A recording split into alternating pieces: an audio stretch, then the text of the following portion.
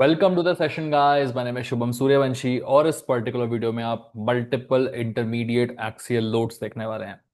देखिए, जो चार शब्द लिखे हुए हैं इनको डिकोड करके मैं आपको बता देता हूं कि मल्टीपल का मतलब एक से ज्यादा होता है, इंटरमीडिएट मतलब बीच में लगने वाले लोड्स, एक्सियल लोड्स मतलब एक्सिस के अलोंग लगने वाले लोड्स। तो अगर आप इस पर्टिकुलर सिलेंड्रिकल स्ट्रक्चर को देख रहे हैं तो ये रही इसकी एक्सिस, है ना। एक्सिस जो है वो सेंटर से होते हो जाती है, करेक्ट। तो इस एक्सिस के क्रॉस आप देख सकते हैं एक फोर्स लेफ्ट की तरफ लग रहा है, एक फोर्स राइट की तरफ लग रहा है। तो इस एक्सिस के अलोंग लगने वाले लोड्स क्या हो गए? आपके एक्सियल लोड्स। एक से ज्यादा लोड्स लग रहे हैं ना, आप देख सकते हो, एक दो तीन चार, चार चार लोड्स लग रहे हैं तो मोर देन वन लोड्स लग रहा है तो मल्टीपल लोड्स। और जो लोड्स लग रहे हैं इंटरमीडिएट लग रहे हैं, मतलब एक्सिस के सॉरी, आपका जो ये सिलेंड्रिकल स्ट्रक्चर है उसके बीच में भी आपके लोड्स लग रहे हैं, है ना। तो एक एक्सिस के अलोंग लगने वाले एक से ज्यादा लोड्स जो बीच में भी लग रहे हों अलग अलग, that is called as multiple intermediate axial loads. देखिए, आपका जो एरिया ऑफ क्रॉस सेक्शन है इस पर्टिकुलर केस में वो थ्रू आउट सेम है, करेक्ट है ना। ये fixed area of cross section है। तो इसका जो फिगर है वो कुछ इस तरीके से दिखेगा यहाँ पे, है ना, कि आपने एक स्ट्रक्चर बना लिया जिसमें बाहर की तरफ दो लोड्स लग रहे थे और अंदर की तरफ एक लोड यहां लग रहा था और एक लोड यहां पे लग रहा था। बट कभी कभी कुछ ऐसे फिगर्स भी आपको देखने के लिए मिल सकते हैं जहां पर आपके पास में आपका area of cross section uniform नहीं होगा। जैसे आपका ये वाला स्ट्रक्चर देखिए, तो यहां पर इस वक्त एरिया ऑफ क्रॉस सेक्शन जो है वो थोड़ा सा कम है एज कंपेयर टू ये वाला एरिया ऑफ क्रॉस सेक्शन। और ये वाला क्रॉस सेक्शन तो सबसे ज्यादा कम है, ठीक है। तो इन केसेस में आपके कभी कभी एरियाज वैरी कर सकते हैं, बट लोडिंग अगेन कहाँ होगी? आपके एक्सिस के अलोंग ही होगी, ठीक है। और एक से ज्यादा लोडिंग हो रही होगी तो this is again a multiple intermediate axial loading. बस area of cross section uniform नहीं है, वो थोड़ा सा चेंज होता जा रहा है। तो इसी वैरायटी पे हमें अब नेक्स्ट सेट ऑफ न्यूमेरिकल्स जो है वो करने हैं, ठीक है। चलो, अच्छा, इसके जस्ट पहले वाले वीडियो में जो आपने न्यूमेरिकल्स देखे थे वो इस पर्टिकुलर सेट ऑफ न्यूमेरिकल्स से कैसे डिफरेंट है? सिंपल लॉजिक है गाइस। जैसे आपने पिछले वाले में देखा था कि हमारे पास सिर्फ और सिर्फ दो ही लोड्स होते थे, ठीक है ना। वो लोड, और एक तरीके से कहना चाहिए सिंगल लोडिंग ही होती थी, क्योंकि यहां से भी 20 किलोन्यूटन दबा रहा होता था, यहां से भी 20 किलोन्यूटन, सो एक तरीके से कंप्रेसिव लोड लग रहा होता था, दैट्स इट, ठीक है। और इस लोड की वजह से ऑब्वियसली एक certain amount of stress generate होता था जिसको निकालने का फॉर्मूला हमने सीख रखा था। एक certain amount of strain generate होता था, बिकॉज अगर आप कंप्रेशन करोगे, दबाओगे, तो फिर लेंथ जो है वो डिक्रीज होगी, तो चेंज इन लेंथ आपका पिक्चर में जाता था। हमने स्ट्रेस और स्ट्रेन निकाला देख लिया था, ठीक है। उसके बाद हमने एक फॉर्मूला और देखा था which is of Young's modulus, और चेंज इन लेंथ को लेके भी हमने एक फॉर्मूला प्रॉपर तरीके से डेराइव भी किया था और उसको लेके क्वेश्चंस पे प्रैक्टिस किए थे। तो ये जो चार फॉर्मूलाज आपने पिछले वाले वीडियो में सीखे थे, इन चार फॉर्मूलाज के अलावा कोई भी पांचवा फॉर्मूला रिक्वायर्ड नहीं है। सिर्फ इन्हीं चार फॉर्मूलाज की हेल्प से आपके इस पर्टिकुलर वीडियो में भी सारे क्वेश्चंस कवर किए जा सकते हैं, है ना। तो इन्हीं चार फॉर्मूलाज को आपको यूज करना है। बस एक फर्क क्या आ गया कि हमने जो देखा था इसके पहले उसमें सिर्फ और सिर्फ एंड पॉइंट्स पे लोड लगते थे, या तो कॉम्प्रेसिव लोड लगता था या फिर आपका टेंजाइल लोड, है ना, जो बाहर की तरफ खींचने की कोशिश करता था। बट अब हम जो न्यूमेरिकल्स करने वाले हैं उसमें सिर्फ ये कॉम्प्रेसिव टेंजाइल के अलावा आपके बीच में एक्सेस के अराउंड भी आपके लोड्स लगे हो सकते हैं, ठीक है। इतना सही फर्क है। नाउ अगेन क्या हुआ? सिंपल है कि दो इस एरियाज में आपने एक्सियल लोडिंग कर दी और ये स्ट्रक्चर बन गया। न्यूमेरिकल्स की शुरुआत कर लेते हैं गाइस। ये जो पहला क्वेश्चन मैं करा रहा हूं प्लीज बहुत ध्यान से देखिएगा, बिकॉज अगर आप इस क्वेश्चन को एटलीस्ट 2 से 3 बार प्रैक्टिस कर लेंगे मेरे साथ में तो कोई आपके डाउट्स नहीं रह जाएंगे, इस पूरी तरह से आपको कंसेप्ट क्लियर हो जाएगा। इस टाइप के मैंने दो न्यूमेरिकल्स दे रखे हैं, उसके बाद आगे बढ़ के जो प्रीवियस ईयर्स में क्वेश्चंस पूछे गए यूनिवर्सिटी ने, दिस इज अनदर क्वेश्चन। ये भी इंपॉर्टेंट क्वेश्चन है, दिस इज अनदर क्वेश्चन। ये यूनिवर्सिटी के पीछे गए क्वेश्चंस हैं। तो आपका सेम क्रॉस सेक्शन, जैसे मैंने आपको थोड़ा समय पहले बताया था कि आपको एग्जाम में क्वेश्चन सेम क्रॉस सेक्शन को लेके भी मिल सकते हैं और आपको एग्जाम में question different cross section area को लेके भी मिल सकते हैं। सो दोनों ही वेराइटीज आपकी इस वीडियो में कवर की जाने वाली है, ठीक है। जो भी पीवाईक्यूज यूनिवर्सिटी में लिए थे वो मैं सब यहाँ पे कवर कर रहा हूँ। और आगे जाके कुछ ऐसे सवाल है जो मैंने देखा जिसमें लोडिंग थोड़ी सी और डिफरेंट हो रही है। कैसे डिफरेंट हो रही है कि यार यहां पर एक वॉल टाइप का स्ट्रक्चर बना दिया गया है और फिर एक दो और तीन तीन बॉक्सेस को एक के पीछे एक पुश किया जा रहा है। तो अभी तक आपने जो देखा था उसमें कोई वॉल टाइप स्ट्रक्चर नहीं होता था, वो नॉर्मली यहां से दोनों साइड से ओपन होता था, है ना। तो एक स्टील का टुकड़ा जिसका क्रॉस सेक्शन एरिया अलग अलग है, ठीक है, और उस टुकड़े में आप देख रहे हो कि यार अलग अलग फोर्सेस लग रहे हैं। बट यहां थोड़ा आगे जाओगे तो फिर कुछ ऐसे क्वेश्चंस भी हैं जहां पे एक वॉल टाइप स्ट्रक्चर में पुश किया जा रहा है। ये भी काफी प्रोमिनेंटली यूनिवर्सिटी पूछती आ रही है, तो हम इस वैरायटी को भी कवर करने वाले हैं, है ना। तो अगेन इसमें भी एक पीवाईक्यू है, this is another very important PYQ जो यूनिवर्सिटी काफी टाइम से पूछती आ रही है। So we will be covering all these varieties guys, ठीक है। बहुत जरूरी होता है ना जान लेना कि हमें क्या क्या वेराइटीज कवर करनी है, ठीक है। तो चलिए शुरुआत करते हैं सबसे पहले सबसे पहली वेराइटी से, है ना। सवाल को पढ़ेंगे, सॉल्व करने की टेक्निक देखेंगे, ठीक है। A steel bar of area 30 mm square with multiple forces is shown. Find the stress in each region. अब देखो उसने बोला स्ट्रेस इन ईच रीजन, तो रीजन कौन कौन से हैं? हमारे पास तीन अलग अलग रीजन हैं यहाँ पे। ये हो गया आपका रीजन नंबर 1, है ना। ये हो गया आपका रीजन नंबर 2, और ये हो गया आपका रीजन नंबर 3। अब अगर मुझे स्ट्रेस निकालना है पहले वाले रीजन में, तो फॉर्मूला आपका सिंपल पता है कि स्ट्रेस इज गिवन बाय, थोड़ा टेढ़ा हो गया, ठीक है, सिग्मा इज इक्वल टू यहां पे लगने वाला फोर्स, है ना। फोर्स को हम पी से डिनोट करते हैं, सो फोर्स पर यूनिट एरिया। थोड़ा पता नहीं क्यों आड़ा लिखा आ रहा है, ये वापस लिखता हूं मैं, ठीक है। हम्म अगर मुझे इसका स्ट्रेस निकालना है, तो stress is simply given by net force जो यहां पे लग रहा है, डिवाइडेड बाय इसका एरिया। तो एरिया ऑफ क्रॉस सेक्शन तो तीनों मेंबर्स का सेम है, 30 mm स्क्वायर। मुझे अब पता करना पड़ेगा कि यार इस रीजन में फोर्स कितना लग रहा है, ठीक है। तो हो सकता है कि किसी के दिमाग में ऐसा आ रहा हो कि यार यहाँ पर मुझे सिर्फ एक बॉक्स ही तो दिख रहा है। तो सबसे ज्यादा बड़ी गलती लोग क्या करते हैं, वो इस टाइप का एक बॉक्स बना लेते हैं, ठीक है। और इस बॉक्स में देखते हैं कि यार यहाँ पर लेफ्ट में कितना है आपका टोटल ऑफ 30 kN, और यहाँ पे राइट में कितना है आपका टोटल ऑफ 80 kN। तो 80 यहाँ, 30 राइट लेफ्ट में, तो 80 माइनस 30 कर देंगे, और फिर बोलेंगे ये हो गया तुम्हारा 50। तो यहाँ पे लगने वाला नेट फोर्स कितना हो गया, 50 kN। ये सरासर गलत है गाइस। इतना इजी होता तो तुम्हारे एग्जाम में ये सब चीजें नहीं पूछी जा रही होती, ठीक है ना। तो प्लीज ऐसा कुछ करने की कोशिश मत करिएगा, ये बहुत ही गलत टेक्निक है फोर्सेस को फाइंड करने की। क्या टेक्निक होती है सही वाली, वो मैं आपको डेफिनेटली सिखा दूंगा, है ना। बट आप पहले ऊपर ऊपर से समझ लीजिए हमें करना क्या है, हमें स्ट्रेस निकालना है। स्ट्रेस के लिए हमें इस पे लगने वाले फोर्स की भी जरूरत है ना। इसका अगर मुझे स्ट्रेस निकालना है तो उसका फॉर्मूला क्या हो जाएगा, है ना। मेंबर 2 है तो मैं सिग्मा 2 लिख दे रहा हूं।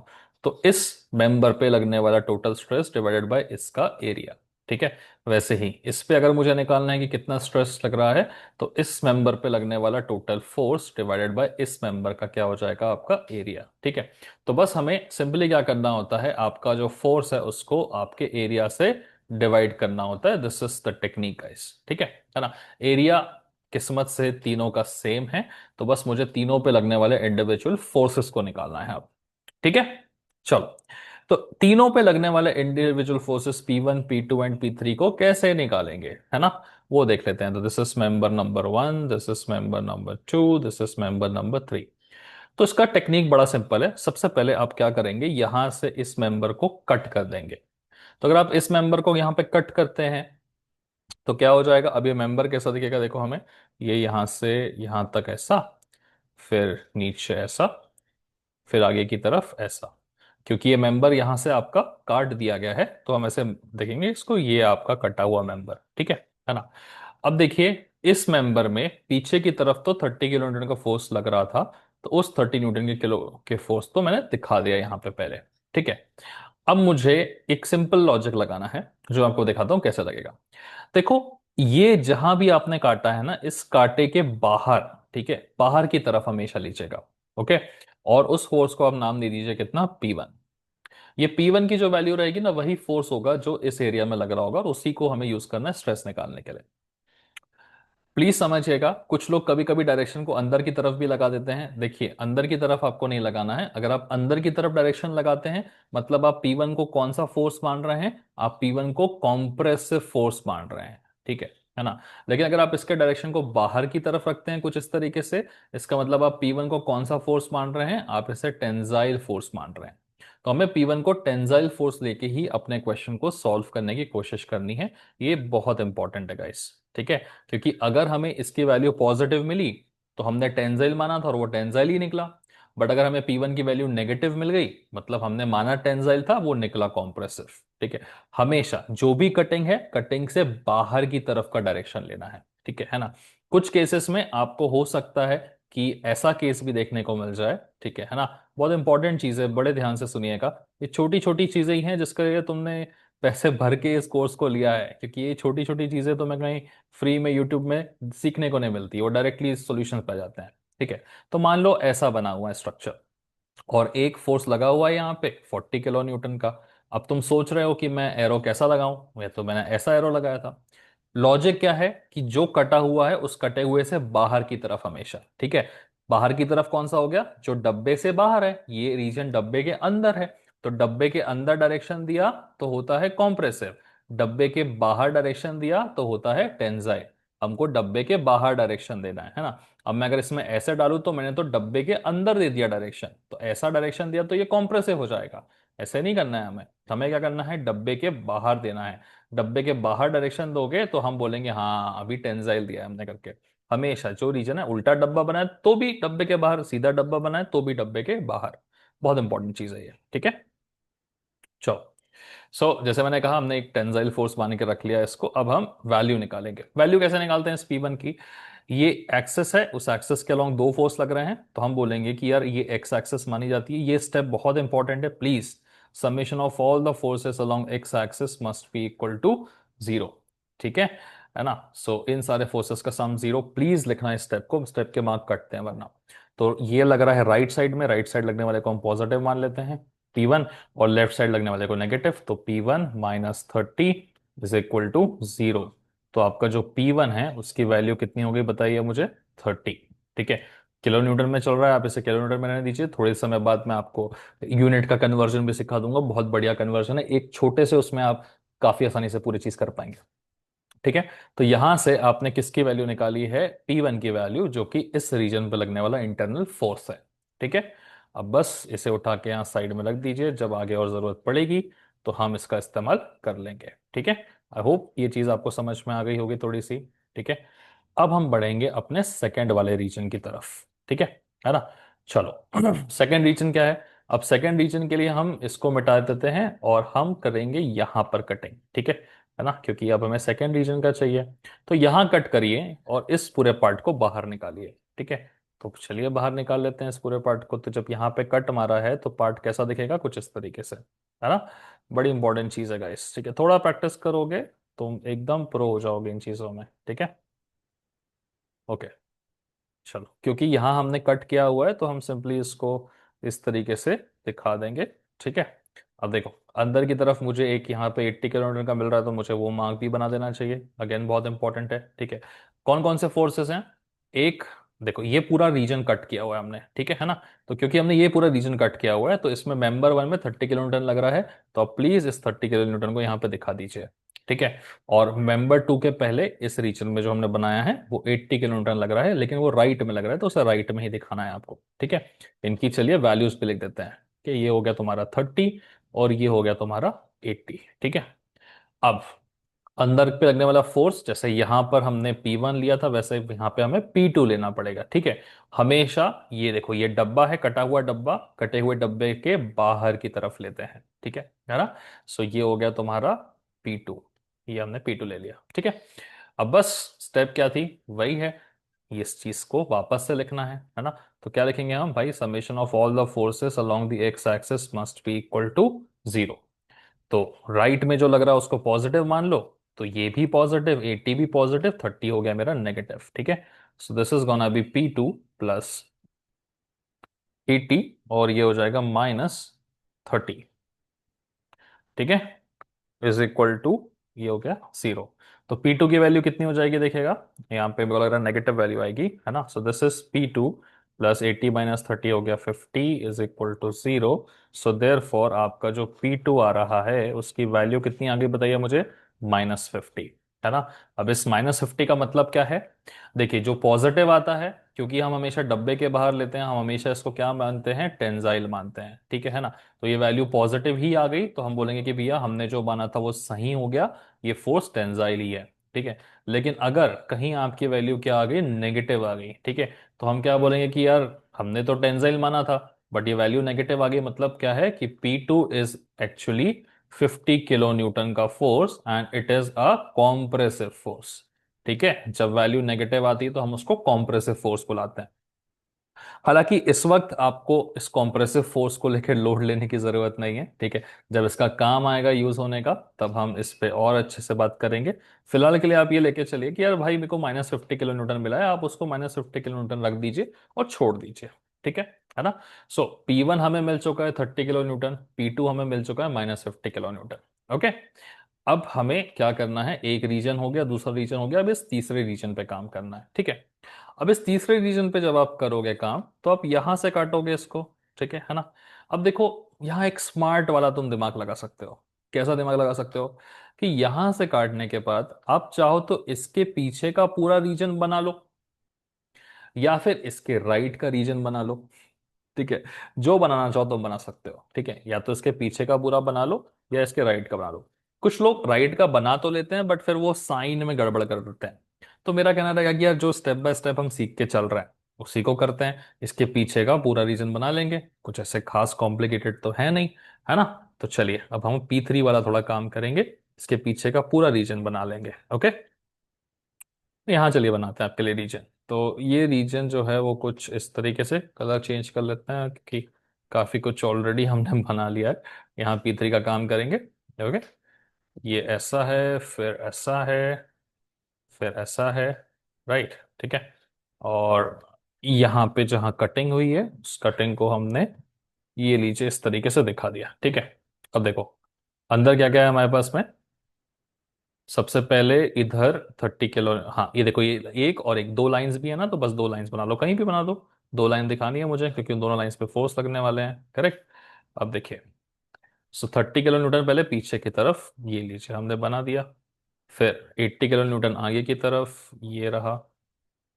फिर 30 किलो न्यूटन फिर से पीछे की तरफ, तो ये रहा, ठीक है।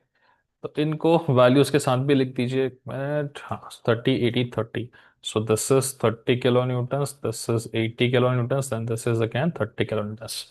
फिर जैसे मैंने आपको सिखाया था कि जो भी आपने बनाया था, ये बक्सा लेफ्ट में ना, बॉक्स आपके लेफ्ट की तरफ है, हमेशा आपको फोर्स बॉक्स से बाहर निकलता हुआ दिखाना है। थर्ड रीजन का हम इसको नाम क्या दे देंगे, P3 नाम दे देंगे, ठीक है। एक बार P3 नाम दिया, फिर वही जो आप सबमिशन लगाते थे उस सबमिशन को ही लगाना है यहाँ पे भी। ये वाले रीजन को मैं थोड़ा सा छोटा कर देता हूँ, बिकॉज अब इसका काम हो चुका है ना, ठीक है। ये हो गया आपका काम, यहाँ पे खत्म हो गया था। इसको उठा के हम नीचे रख देते हैं, ठीक है। चलिए आ जाते हैं, इसका इक्वेशन सॉल्व कर देंगे गाइस। सो P3 राइट वालों को हमेशा सबको पॉजिटिव मान के लिए चलो, तो P3, अब ये 30 लेफ्ट में लग रहा है ना पीछे की तरफ, तो हम ले लेंगे -30। 80 राइट में लग रहा है तो हम ले लेंगे +80। फिर 30 फिर से लेफ्ट में लग रहा है तो हम ले लेंगे -30 इज इक्वल टू 0। तो ये क्या हो गया, 80 - 60 तो 20 हो गया। तो ये हो गया P3 +20 इज इक्वल टू 0। इसका मतलब P3 की जो वैल्यू है वो क्या हो जाएगी, -20, ठीक है। सो दिस इज -20 किलो न्यूटन। और जैसे मैंने आपको बताया था कि प्लस माइनस के झंझट में फिलहाल मत पड़िए, आप उसकी वैल्यूज पे फोकस करिए, ठीक है। माइनस आया इसका मतलब बस इतना है कि आपका जो फोर्स है वो कॉम्प्रेसिव फोर्स है, सिर्फ इतना ही है, ठीक है। चलिए, सो आई होप आपको समझ में आ गया होगा कि हमें P1 P2 और P3 की वैल्यूज किस तरीके से निकालनी है। एक बार हम P1 P2 P3 की वैल्यूज निकाल लेते हैं, उसके बाद हमारा काम बहुत आसान हो जाता है, ठीक है ना। सो अब अगली स्टेप में हमें क्या करना है, देखिए। फिलहाल के लिए मैं थोड़ी जगह बनाता हूँ, P1 P2 एंड P3। आप प्लीज वीडियो को पॉज करके इसे अच्छे से लिख लीजिएगा, ठीक है ना। Okay, let me just make some space. बाकी सारी चीजें मैंने रिमूव कर दी है, अब बस P1 P2 और P3 को हम एक के नीचे एक यहाँ पे लिख लेते हैं, ठीक है ना। तो ये था हमारा P1, जिसकी वैल्यू थी हमारे पास 30 किलो न्यूटन्स, ठीक है। और क्योंकि ये टेंजाइल है तो आप इसे यहाँ पे टेंजाइल लिख दीजिएगा। ओके, फिर नेक्स्ट है आपका P2, जिसकी वैल्यू -50 किलो न्यूटन है। आप सिर्फ -50 किलो न्यूटन लिख के भी छोड़ सकते हैं, या फिर आप 50 किलो न्यूटन लिख के यहाँ पे कॉम्प्रेसिव लिख सकते हैं, ठीक है। वो माइनस बेसिकली ये बताता है कि कॉम्प्रेसिव फोर्स है। फिर नेक्स्ट है आपका P3, ठीक है। P3 -20 किलो न्यूटन है, अगेन आप 20 किलो न्यूटन लिख के छोड़ सकते हैं, और फिर यहाँ पे कॉम्प्रेसिव लिख सकते हैं। फिलहाल अभी आपको साइन में डरने की जरूरत नहीं है, साइन को लेके, ठीक है। ये नेगेटिव का यूज आगे चेंज इन लेंथ के कैलकुलेशन में आता है, तो जब आएगा तो मैं आपको थोड़ा और अच्छे से डिटेल में करा दूंगा, ठीक है ना। देखिए मैं ये स्टेप्स भी आपको इसलिए लिख के दिखा रहा हूँ बिकॉज एग्जाम में आपको ये स्टेप्स सही से एक के नीचे एक ऐसे लिखनी पड़ेगी कि यहाँ टेंजाइल लगा, यहाँ कॉम्प्रेसिव लगा, यहाँ कॉम्प्रेसिव लगा, ठीक है। Just give me a second. Okay, चलो। सो नेक्स्ट स्टेप है आपकी, जिसमें आपको क्या करना है, we have to find the stress in each region, ठीक है। जैसे मैं आपको सिखाया था कि सबसे पहले स्ट्रेस निकालना है, हमें फर्स्ट रीजन का स्ट्रेस निकालेंगे। तो first region, second region, third region. First region sigma one is equal to जितना फोर्स लग रहा है फर्स्ट रीजन में निकाला हमने 30 kilo newton. So force per unit area, this is the formula. यहां बहुत ध्यान से आपको समझना है। फोर्स आपका नेट कितना है इसमें लगता हुआ 30 किलो न्यूटन, ठीक है ना। ऊपर का क्वेश्चन लिखना है, ये जो मेहनत करके निकाला इनको लिखना है। डिवाइडेड बाय एरिया कितना है आपका 30 mm², ठीक है। प्लीज एक छोटी सी चीज यहां पे ध्यान रखिए, बहुत लोग यूनिट में गड़बड़ करते हैं, तो मैं आपको यूनिट का सिखा देता हूं। 3 लाइन आपको याद रखनी है, ठीक है ना। अगर 1 न्यूटन पर मीटर स्क्वायर है, ठीक है, ये बहुत इंपॉर्टेंट चीज है, आप चाहे तो इसको प्लीज वीडियो पॉज करके कहीं अच्छे से लिख लीजिए, this is the most important thing, है ना। अगर कहीं पर आपको 1 न्यूटन पर मीटर स्क्वायर लिखा है, ठीक है, मतलब आपकी सारी चीजें जो हैं वो पास्कल में चल रही हैं।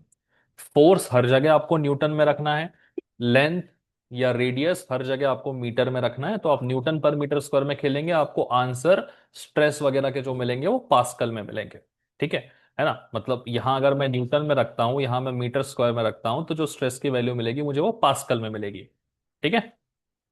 लेकिन अगर मैं फोर्स को तो न्यूटन में रख रहा हूं, ठीक है, बट जितनी भी लेंथ वगैरह है उन सबको एमएम में रख रहा हूं, तो न्यूटन पर एमएम में अगर रख रहा हूं मैं न्यूटन पर एमएम स्क्वायर, तो मुझे जो आंसर्स मिलेंगे वो किस में मिलेंगे, मेगा पास्कल में मिलेंगे, ठीक है ना। और अगर मैं फोर्स को न्यूटन की जगह किलो न्यूटन में रख रहा हूं और सारे रेडियस और ये सब एमएम में रख रहा हूं, अब मुझे ये जो मिलेंगे आंसर्स वो गीगा पास्कल में, because 1 newton per metre square is 1 pascal, mm² में 1 mega pascal and kilo newton per mm² में गीगा पास्कल। अब इस चीज को अगर आप दिमाग में रखते हैं तो आपकी इतनी चीजें आसान होने वाली है ना आगे जाके, आपको कभी भी यूनिट्स में कोई दिक्कत नहीं आएगी। जैसे अगर आपके दिमाग में ये चीज है, तो देखो कितने आसानी से आप इस पर्टिकुलर क्वेश्चन का आंसर दे सकते हैं। जैसे यहाँ पे आपको सिग्मा, सिग्मा वन निकालना है आपको यहाँ पे, है ना, ठीक है। तो आपने जो 30 रखा है वो किलो न्यूटन है ना, सो आपने ये चीज रखी है किलो न्यूटन में, और एरिया जो था आपको mm² में दिया था, तो एरिया आपने रखा mm² में, तो आपने क्या चीज रखी है, किलो न्यूटन पर mm²।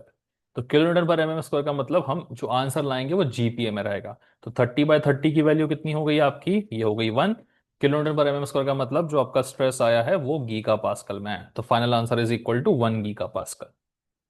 समझ में आया आपको, यही चीज है बस, ठीक है ना। अगर आप किलो न्यूटन में रख रहे हैं, लेंथ वगैरह को एमएम में रख रहे हैं, तो स्ट्रेस वगैरह आपका गीगा पास्कल में आएगा।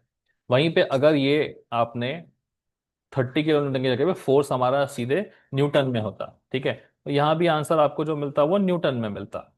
तो ये हो जाता आपका न्यूटन पर mm²। तो ये 1 गीगा पास्कल ने न्यूटन और mm² में खेल रहे होते, तो हम बोलते हैं कि आपका जो final answer that is 1 mega pascal, ठीक है। तो ये मेगा पास्कल गीगा पास्कल के वैल्यूज बड़े इंपॉर्टेंट रहते हैं दोस्त, ठीक है ना। तो वो ध्यान में रखते हुए चलना है। तो क्योंकि हमारे पास पूरे क्वेश्चन में हर चीज़ किलो न्यूटन में है, और एरिया हर जगह जो लेंथ है वो एमएम में है, तो किलो न्यूटन और एमएम वाला ये गेम चलने वाला है, तो बाकी दोनों को दिमाग में रखने की जरूरत नहीं है। इस चीज़ को पहले ही लिख लिया करो कि चीज़ें हमें किस में गिवन है। हर चीज़ किलो न्यूटन और एमएम में गिवन है, मतलब हम हर चीज़ को जीपीए में खेलने वाले हैं, ठीक है ना। तो जैसे हमने ये निकाला, वैसे अब हम सेकंड क्वेश्चन को सॉल्व करेंगे। Okay, so this is the first question that we have, sorry, पहला स्ट्रेस निकाला है, सेकंड स्ट्रेस निकालना बाकी है, ठीक है। तो सेकंड स्ट्रेस कैसे निकालेंगे, सिग्मा 2 इज इक्वल टू, ठीक है, सेकंड रीजन पे लगने वाला force divide by second region पे लगने वाला एरिया, ठीक है। तो मुझे बताइए सेकंड रीजन पे लगने वाला फोर्स कितना है, this is 50 kilo Newton, correct. तो चीजें हम रख रहे हैं किलो न्यूटन में, और एरिया हम रख रहे हैं एमएम में, से 50/30 कितना होता है ये, 1 3 6 18, सो दिस इज 1.66। क्योंकि हमने किलो न्यूटन और एमएम में खेला है, मतलब ये 1.66 गीगा पास्कल, ठीक है। इसी लॉजिक से तुम थर्ड वाला स्ट्रेस निकाल सकते हो, जगह थोड़ी कम है और मैं मिटाना कुछ चाहता नहीं हूं। मैं यहाँ पे तीसरा वाला स्ट्रेस निकाल के दिखा देता हूँ, सिग्मा 3। क्या हो जाएगा सिग्मा 3? थर्ड रीजन पे लगने वाला फोर्स, ठीक है, डिवाइडेड बाय एरिया। एरिया तो कॉमन है। फोर्स हम कितना रख रहे हैं, किलो न्यूटन में, और एरिया रख रहे हैं हम एमएम में अपना। सो 20/30 कितना होता है, 3 6 18, दिस इज 0.66। किलो न्यूटन और एमएम में रखा है तो आंसर 0.66 जीपीए हो जाएगा गाइस, ठीक है ना। सो आई होप आपको समझ में आ चुका होगा यूनिट्स में आपको कैसे खेलना है, पहली चीज। दूसरा, इंडिविजुअल ये जो फोर्सेस है इनको निकालना आपको आना चाहिए, जिसका मैंने आपको एकदम स्टेप बाय स्टेप प्रोसेस सिखाया। बहुत इंपॉर्टेंट वीडियो है ये गाइस, है ना। लोग इस वीडियो को स्किप कर देते हैं स्टार्टिंग का, सोच के कि इतना इजी थोड़ा ना एग्जाम में आएगा, इतना इजी कौन सीखेगा। भाई ये सीख लोगे ना तो आगे का पूरा यूनिट तुम्हारा इजी हो जाएगा। बट अगर ये तुम्हारा कंफ्यूजन से भरा हुआ है, फिर तुम गए, फिर तुम्हारा ये यूनिट नहीं होने वाला। ठीक है, डन। अब इसी से मिलता जुलता एक और क्वेश्चन है, ठीक है ना, which is the next question. So ये रहा सेकंड क्वेश्चन आपका। मैंने सिर्फ नंबर्स चेंज किए हैं और कुछ नहीं किया है, ठीक है। यहाँ 30 80, 30 और 20 था, यहाँ मैंने 40 70 20 और 10 कर दिया है। मैं चाहता हूँ आप वीडियो को पॉज करें और जैसे मैंने सिखाया था उसको वापस से इस पर्टिकुलर क्वेश्चन को उस मेथड के थ्रू सॉल्व करें। जितना मैंने इस फर्स्ट क्वेश्चन में सिखाया है, ठीक है, उसकी हेल्प से जो कुछ आपने सीखा है प्लीज एक दो बार इसको लिख के प्रैक्टिस करिएगा। उसके बाद आप इस पर्टिकुलर क्वेश्चन को देख के सॉल्व कर सकते हैं, ठीक है ना। चलिए, मैं ये वाला क्वेश्चन भी आपको लगे तो सॉल्व करके दिखा देता हूँ। ज़्यादा स्लो नहीं रखेंगे हम, थोड़ा सा स्पीड अप करेंगे, ठीक है ना। और इस वाले क्वेश्चन को ट्राई करते हैं, ठीक है। आ जाओ, श्योर। सबसे पहले सवाल में क्या पूछा है मुझे, find the stress in each region. ठीक है, रीजन तीन है मेरे पास, ये पहला रीजन, ये दूसरा रीजन और ये तीसरा रीजन। एरिया 50 mm² दिया है तो फिर अक्रॉस दिस एरिया सेम है। पहले रीजन का एरिया स्ट्रेस निकालना है तो हो जाएगा फोर्स पर यूनिट एरिया। दूसरे का निकालना है तो ये भी हो जाएगा आपका फोर्स पर यूनिट एरिया। तीसरे का निकालना है तो ये भी हो जाएगा आपका फोर्स पर यूनिट एरिया। तो एरिया तो मुझे सबका पता है 50 mm², मतलब सबका मुझे क्या निकालना है, फोर्स। तो इन पे मेंबर्स पे इंडिविजुअली लगने वाला क्या निकालना है हमको, फोर्स निकालना है ना। तो ये रहे तीन मेंबर्स, तीनों पे फोर्स निकालना शुरू करेंगे। सबसे पहले पहला मेंबर उठाते हैं, ठीक है, और पहले मेंबर को हम काट देते हैं यहां से। ठीक है, ये कट गया। देखो इसके लेफ्ट की तरफ क्या बचा है हमारे पास में, ये कुछ इस तरीके से बच रहा है। ओके, वीडियो को प्लीज आप थोड़ा सा 1.5x चला लीजिएगा, बिकॉज मैं तो ऐसे ही धीरे धीरे चलने वाला हूँ। तो अगर चीज़ें तुम्हें समझ में आ चुकी है तो तुम अपनी स्पीड बढ़ा सकते हो, है ना। तो इसके पीछे लगने वाला 40 kN का फोर्स, और इस पे हम लगाएंगे क्या, हमेशा ये बॉक्स है, बॉक्स से बाहर की तरफ, ठीक है। तो बाहर की तरफ जब हम लगाते हैं उसको हम क्या बुलाते हैं कि भैया हमने टेंजाइल लेके लगाया हुआ है, ठीक है। पॉजिटिव वैल्यू आई मतलब टेंजाइल ही था, नेगेटिव आ गई तो कॉम्प्रेसिव था, ठीक है ना। इसके बाद हम क्या करते हैं, हम सिंपली बोलते हैं कि भाई ये लगा दो यहाँ पे इक्वेशन सिंपल सी, कि इसमें आप अब लगा रहे हो summation of all the forces along the axis axis is equal to 0। Right में लगने वाला पॉजिटिव, लेफ्ट में लगने वाला नेगेटिव। माफ करिएगा मैं वापस से धीरे होने लगा था। सो देयर फॉर आपका जो P1 है उसकी वैल्यू कितनी है, 40, पॉजिटिव है, मतलब टेंसाइल ही था, ठीक है। उठा के इसको अपने एक बॉक्स के अंदर रख दीजिए, ठीक है। चल सेकंड वाले पे चलते हैं अब। इरेज करा इसको, अब हमने जो कटिंग करनी है वो यहां से करनी है है ना। थोड़ा सा फास्ट कर रहा हूं मैं क्योंकि ऑलरेडी मैं आपको एक क्वेश्चन धीरे धीरे सिखा चुका हूं। तो अब इस वाले रीजन को बना लेते हैं, चलिए, ठीक है। तो ये गया यहां तक ऐसा, फिर नीचे, फिर इधर, और बीच में एक और है 70 kN का, तो ये रहा, ठीक है। जहां से काटा है वो चीज आपकी ये है, ठीक है। फोर्सेस आपके दिखा देते हैं, 40 kN आपका पीछे की तरफ, 70 kN आपका आगे की तरफ, और यहाँ पे हम क्या मानेंगे, अपना फोर्स, है ना। इधर P1 लग रहा था तो इधर P2, बाहर की तरफ हमेशा बॉक्स है। और यहाँ पे 70 है, ठीक है, यहाँ पे 40 है। ओके, नाउ अगेन वही चीज, summation of all the forces along the x axis must be equal to 0। Right लगने वालों को पॉजिटिव ले लो, so P2 + 70 -40 is equal to 0। ये हो गया आपका P2 plus 30 is equal to 0। इसका मतलब आपका जो P2 है उसकी वैल्यू कितनी हो जाएगी, -30 किलो न्यूटन। ठीक है, प्लस माइनस के टंटे में पढ़ना नहीं है फिलहाल के लिए, जब जरूरत होगी तो बात करेंगे। P1 निकल आया, P2 निकल आया। ठीक है, चलिए अब बढ़ते हैं आगे हमारे P3 की तरफ। तो ये है, इसको थोड़ा सा छोटा कर लो। सिखाने के लिए तो तुम्हें सिखा दिया था लिख के, राइट। इतना बड़ा लिखने की जरूरत नहीं है इसको। क्या, जो लोग लैपटॉप में देख रहे हैं उनको तो दिक्कत नहीं होती है, बट काफी सारे स्टूडेंट्स हैं जो मोबाइल पे देख रहे होते हैं तो उनको थोड़ी सी दिक्कत होने लगती है। ठीक है, चलो। नेक्स्ट कटिंग यहाँ पर होगी, है ना। तो जैसे मैंने आपको सिखाया था कि यार राइट साइड का भी एरिया ले सकते हो, बट ठीक है ना, अभी प्रैक्टिस कर रहे हैं, सीख रहे हैं, लेफ्ट में कट मारो। जबरदस्ती राइट में कट मारोगे, एक आधा साइन का ऊपर नीचे कर दोगे, और फिर बोलोगे कि हमारा तो आंसर ही नहीं आता है। कैसे आएगा? हर चीज में अपना दिमाग लगाने की जरूरत नहीं है ना। कभी कभी थोड़ा सा सीख जाओ। एक बार सीख लो, फिर मेरी जरूरत थोड़ी ना पड़ेगी, फिर लगाओ अपना दिमाग। लेकिन जब तक नहीं सीखे हो तब तक तो चीजों को फॉलो करो ना दोस्त। चलो, अभी ये रहा इसका कटिंग वाला रीजन। अंदर कितनी लाइन है, एक यहाँ पे और एक यहाँ पे। तो ये एक लाइन लगाई यहाँ, ये एक लाइन लगाई यहाँ। सबसे पहले 40 किलो न्यूटन का फोर्स लग रहा है इधर। ये एरो लेते हैं, एरो लेते हैं। कहाँ गया एरो? ये रहा। सो 40 किलो न्यूटन यहाँ पे, 70 किलो न्यूटन अंदर की तरफ, 20 किलो न्यूटन आपका इस तरफ, और फिर यहाँ पे हम बॉक्स के बाहर की तरफ मानेंगे नेट फोर्स। ठीक है, और ये P1 P2 था, इसका नाम रहेगा P3। तो पीछे लग रहा है तुम्हारा 40 किलो न्यूटन, राइट में लग रहा है 70, फिर अंदर की तरफ लग रहा है वापस से 20 किलो न्यूटन। ये रहा। अभी इसमें वही लगाओगे तुम, summation of all the forces along the x axis must B 0। Right में लगने वाला पॉजिटिव, तो P3 -20 plus 70 -40 is equal to 0। तो 40 50 60, P3 प्लस 70 - 60, तो P3 + 10 इज इक्वल टू 0। तो P3 is equal to -10 kilo newton. उठा के डाल दो इसे एक डब्बे में। ठीक है, तो अब तुम्हारे पास में है P1 P2 और P3, और एरिया भी है तुम्हारे पास में। तो बस आपको फोर्स पर यूनिट एरिया खेलते जाना है, काम अपना करते जाना है। ठीक है, तो लगे तो अपने सॉल्यूशन को आप प्लीज चेक कर सकते हैं।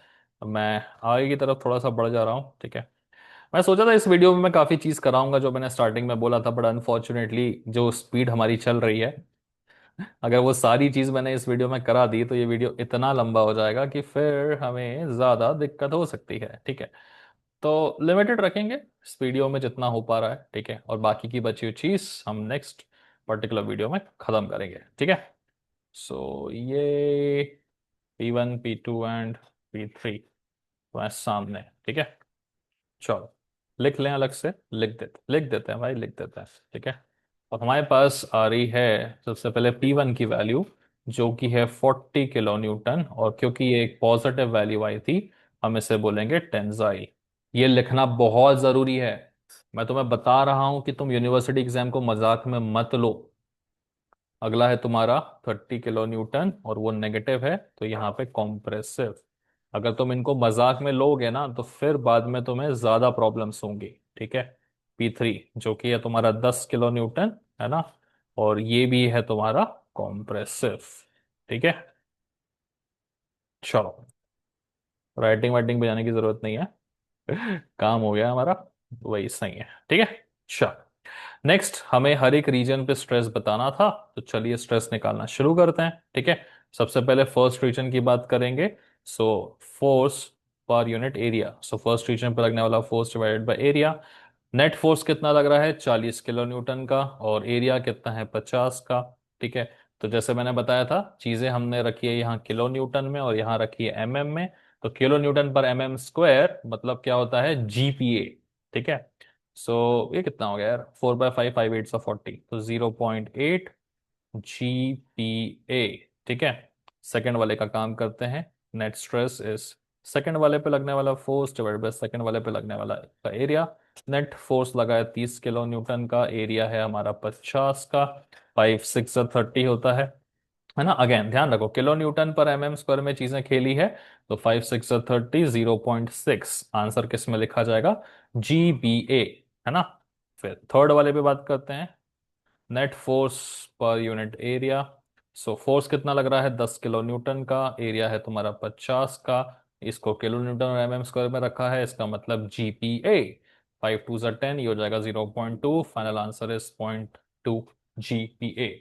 गाइस एक सेकंड बस दीजिएगा, मैंने ये क्वेश्चन ना पहले से सॉल्व करके रखे थे, कभी कभी यार कैलकुलेशन एरर हो सकता है, 0.8 0.6 0.2 तो नहीं हुआ है, ठीक है ना। मैं देखो यार, मैं डबल चेक करता हूँ मैं, और मैं शर्माता नहीं इस चीज में, भाई करना चाहिए डबल चेक। मैं अपने ईगो के चक्कर में रहूं कि नहीं मैं क्यों डबल चेक करूंगा, एक आधा कहीं भी एरर चला गया ना, और हुए भी हैं ऐसे पहले एरर्स मुझसे वीडियोस में, और हो जाते हैं यार, इंसान है हम, ठीक है, गलतियां कर सकते हैं। बट इंपॉर्टेंट ये है कि थोड़ा डबल चेक करते रहो, तो गलतियां कम होती है ना। चलो, तो तुम्हें भी ये समझना होगा कि यार तुमसे भी गलतियां हो सकती है, तो प्लीज ऐसे क्वेश्चंस 5 5 नंबर के हमें मिलते हैं सॉल्व करने के लिए, तो डबल चेक कर लिया करो मेरे भाई, ठीक है हाँ। चलो, सो ये दो क्वेश्चन हमने देखे, इस दो क्वेश्चन की हेल्प से हमने ये फॉर्मेट समझ लिया है कि यार चीजें वर्क कैसे करती है, हमें फोर्सेस कैसे लगाने हैं, उनका अलाइनमेंट कैसे करना है। और ये वीडियो मैं यहाँ पे क्लोज कर रहा हूँ, अदरवाइज जबरदस्ती बहुत लेंदी हो जाएगा, ठीक है। प्लीज इन दोनों क्वेश्चंस को 2 से 3 बार आप लिख लिख के प्रैक्टिस कर लीजिएगा, अगर आप इतना कर लेते हैं तो फिर आपका थोड़ा बेस अच्छा क्लियर हो जाएगा, ठीक है ना। इससे के बाद एक इंपॉर्टेंट चीज, नेक्स्ट वीडियो में जब हम जाएंगे, ठीक है ना, तो मैं फिर ये इलोंगेशन वाले क्वेश्चन सबको कराने वाला हूँ, और ये बहुत इंपॉर्टेंट क्वेश्चन है। और फिर उसी वीडियो में हम एरिया वाले भी क्वेश्चंस कर लेंगे, ठीक है। तो ये सब चीजें वहां मिल जाएंगी। इन केस अगर आप यूट्यूब पे ये वीडियो देख रहे हो, वैसे तो डालता नहीं हूं मैं कंटेंट, बट गलती से कभी कभी कुछ कंटेंट में डाल देता हूँ, ठीक है। तो प्लीज लाइक करें, शेयर करें, सब्सक्राइब करें, ठीक है ना। और ठीक है भाई, बस आ जाना फिर, है ना।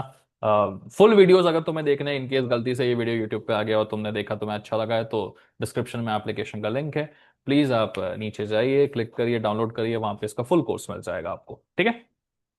सो that's it guys, let's go to the next video, bye bye and take care.